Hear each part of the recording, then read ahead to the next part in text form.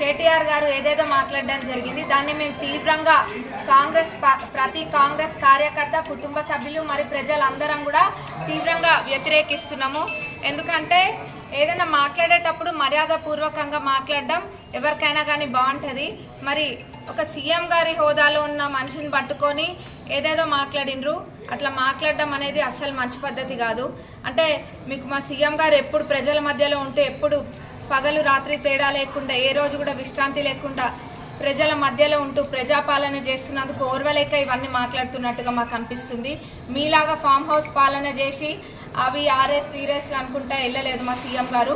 ఎప్పుడు కూడా ప్రజల మధ్యలో ఉంటూ సమస్యలు తెలుసుకుంటూ ఎట్లా ఈ అప్పుల ఊవిలో ఉన్న ఈ రాష్ట్రాన్ని ఎట్లా మిగులు బడ్జెట్గా ఎట్లా మారవాలి మళ్ళా అని చెప్పే ఆలోచనతోటి మా సీఎం గారు ఏదైతే మాట ఇచ్చిండ్రో అన్న మాట కట్టుబడి మొత్తము ఏవైనా ఇప్పుడు గెలిచిన 2 రోజులకే ఉచిత బస్సు ప్రయాణం పెట్టడం జరిగింది. 200 యూనిట్ల కరెంట్ అయినా, ఆరోగ్యశ్రీ పరిమితిని 5 లక్షల నుంచి 10 లక్షలకు పెంచడం అయినా, అట్లనే మహిళలకి వడ్డీ లేని రుణాలు ఇవన్నీ కూడా ఇస్తున్నారు. సన్న బియ్యం ఆ రోజు చెప్పినామా? ఎమ్మెల్యే ఎలక్షన్ల ముందు మా సీఎం గారు చెప్పిండ్రా? పేద ప్రజలకి తినే తిండి దగ్గర ఉన్నోడికి లేనోడికి ఏం తేడా ఉంటుంది? 10-15 ఏళ్ల కింద తినేటోళ్ళు కానీ ఇప్పుడు ఎవరు కూడా దొడ్డు బియ్యం తింటలేరు అనిస్తే ఈరోజు అందరూ కూడా తినేటప్పుడు తృప్తిగా కాయ కష్టం చేసేది బుక్కడు బువ్వ తినడానికి, ఆ బుక్కడు బువ్వ ఈరోజు తృప్తిగా తింటున్నామంటే ఈ చేయి పార్టీ చల్వ అన్నది ప్రజలు ఎవరు కూడా మర్చిపోలేదు. మరి మీకు పదవులు లేకపోతే మీ అందరికి అంత ఫ్రస్ట్రేషన్ వస్తుందేమో.